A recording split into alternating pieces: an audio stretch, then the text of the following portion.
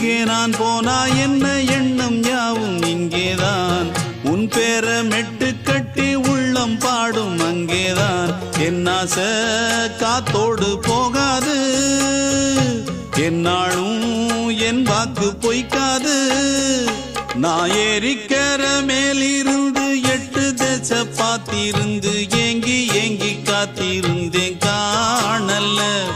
மணி 7 8 ஆன பின்னும் ஊரடங்கி போன பின்னும் சோறு தண்ணி வேணும் என்று தோணல